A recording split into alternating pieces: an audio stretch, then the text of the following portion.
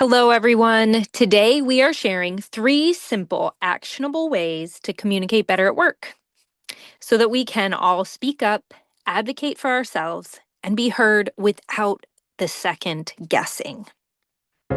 Welcome to Communication Skills for Working Women. I'm Elizabeth. And I'm Rose May. Do you find yourself second guessing or avoiding conversations because you're worried about being misunderstood? You're not alone. On this show, we're sharing tangible tools for assertiveness, emotional resilience, and real life communication wins and fails. Let's sharpen our communication together.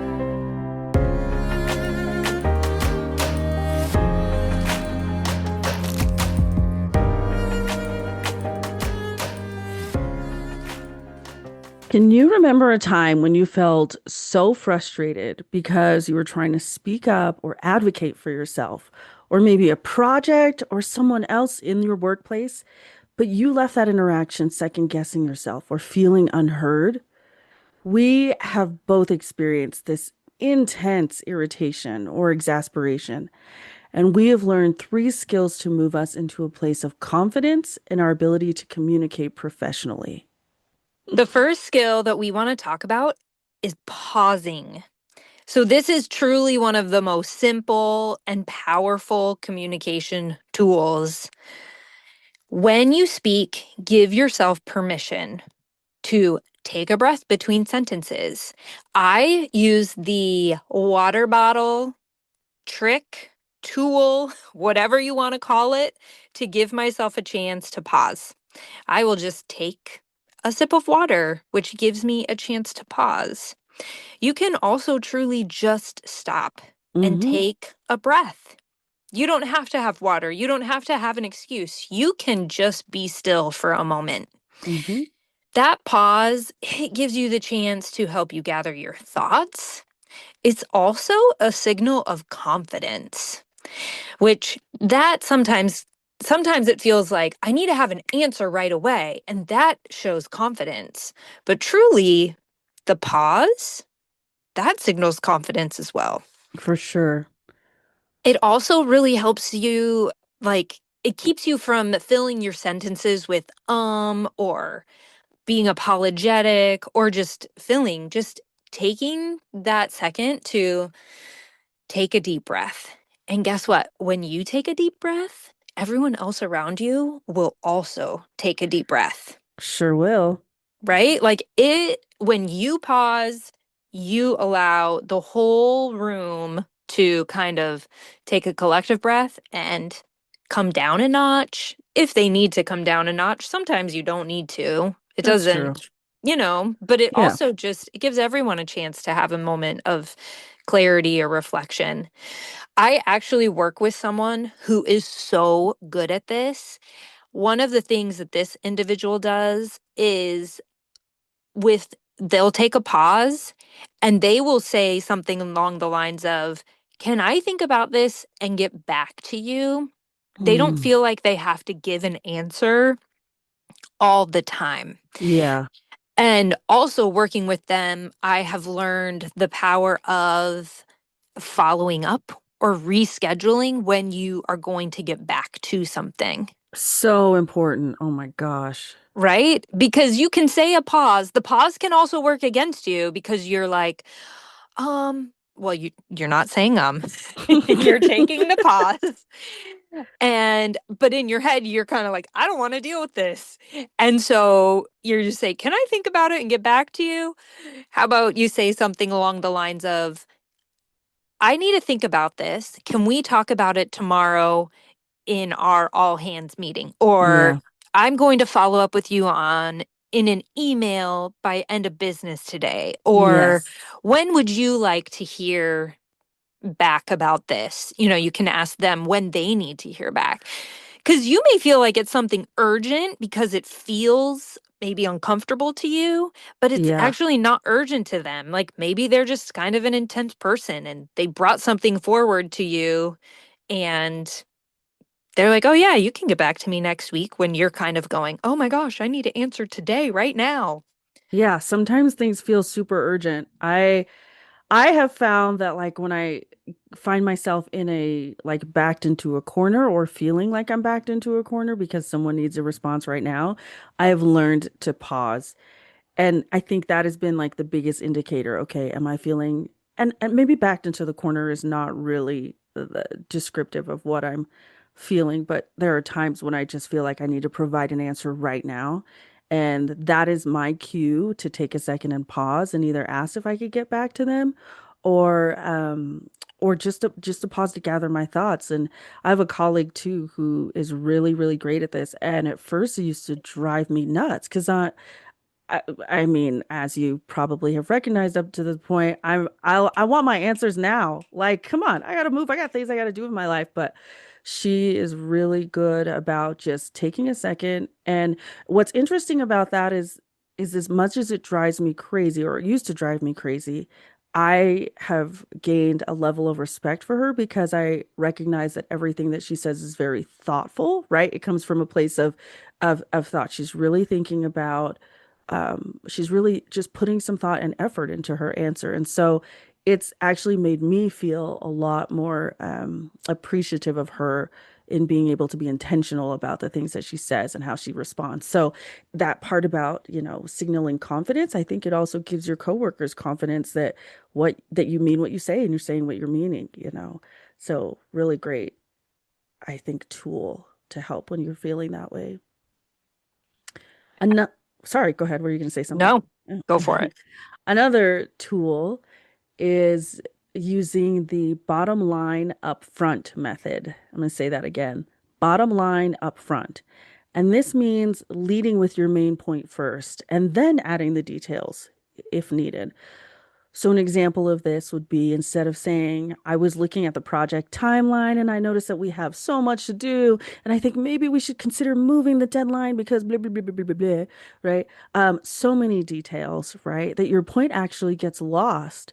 And so, this bottom line upfront method is more of, I recommend we move the project deadline by 2 weeks to ensure quality. And here's why. So you've given them the bottom line, which is the recommendation to move the project deadline up 2 weeks, and then you've given your reasons why. So it really respects people's time and it positions you as clear and decisive.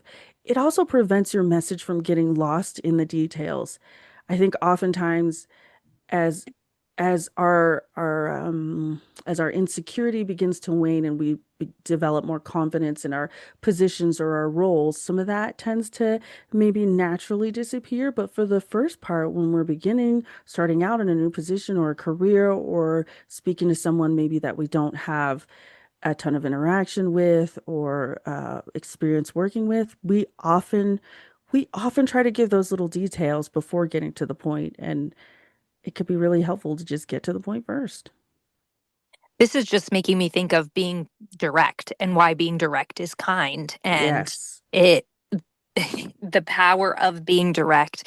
And it's also making me just think about the importance. This isn't something that you do just on the fly. Mm-hmm. Maybe you can get to the point where you do this on the fly, but there's often some thought that goes into this ahead of time. You're going into a meeting or you're about to have a conversation or you're even drafting up an email where you're needing to communicate something clearly. And so you've identified what your bottom line is up front. Yes. So there's just a lot of power in it. And I can think of a lot of times when I haven't done this well, right? Like times Yeah. when I've assumed that maybe someone knows. Like I've assumed that they feel like the bottom line is the same. Oh, right. That I've assumed they're on the same timeline as me or that they feel urgent about the same things that I feel urgent about.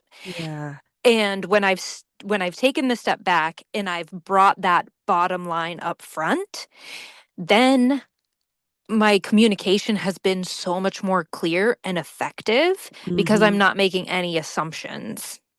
Assumptions. Yes. Oh, so big in our communication with others, just making assumptions about what someone else might mean, or even just interpreting things differently from someone else. My urgency is not your urgency. It's not the same. Right. Yeah, yeah, And even our personal lives can get involved in things where you might need to change a timeline because of your personal availability, where the urgency of the project hasn't changed. And so your bottom line up front may be, I need to change this timeline because of personal things that I have going on at home, yeah, which affect my ability to contribute here at work. You don't yeah. have to give any other details or any other information. And you're communicating that the need for this timeline to shift. So there can be a million different examples. I just think it's important to note that your personal life can change things too. And that's important to professionally communicate. You don't have to get into anything. Nope, not at So, all. Yeah. not at all. Well, the third thing that we have learned is that often as women, we will over apologize at work.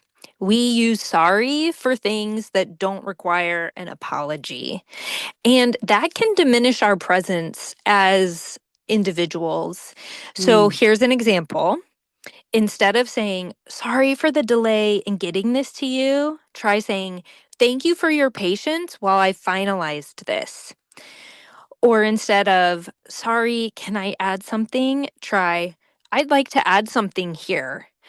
It shifts your tone. I feel it in my body as I'm saying these two examples, like other examples I've given where I'm kind of like, oh, sorry, too. Can I add something? I have something to contribute. It helps you maintain your own personal authority and confidence, and you're still being warm and kind and true to who you are. It keeps communication really positive and clear when you are just bringing your ideas to the table instead of apologizing because you have an idea. Mm. Apologizing because you have an idea. Oh, that's a whole podcast episode right there. I completely agree. I completely agree with Ah. that. I even had an email this week that I didn't get back to for 2 days because of simply life. And I was genuinely sorry that I didn't get back to them. Mm. And so I did say, I apologize for the delay. Here is the information. And it felt it felt confident and respectful and kind. And so I don't think we're saying you don't ever say I'm sorry or you don't Sure. ever apologize. Um, but I wasn't saying, I'm so sorry. Things are super busy. I wasn't able to get back to you.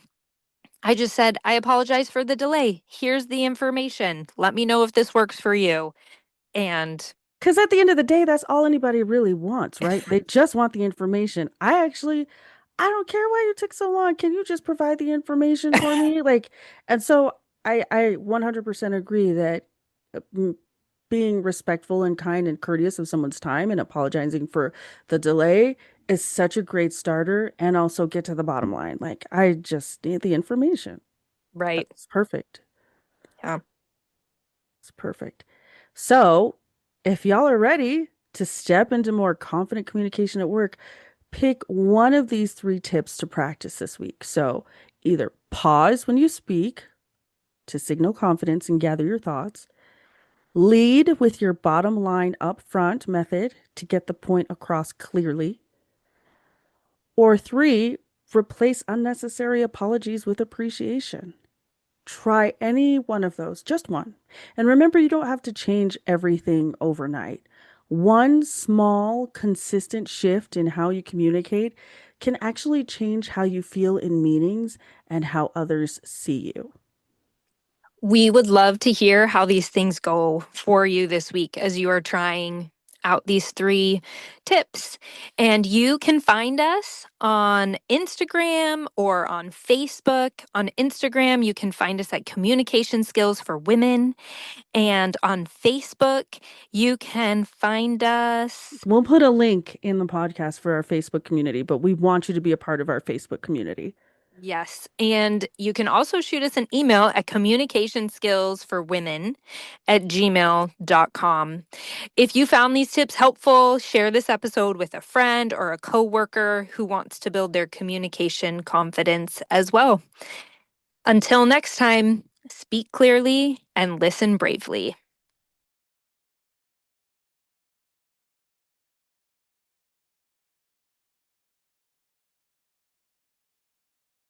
When you feel confident in your communication, everything changes. We'd love to hear your wins, failures, and insights on Instagram at Communication Skills for Women.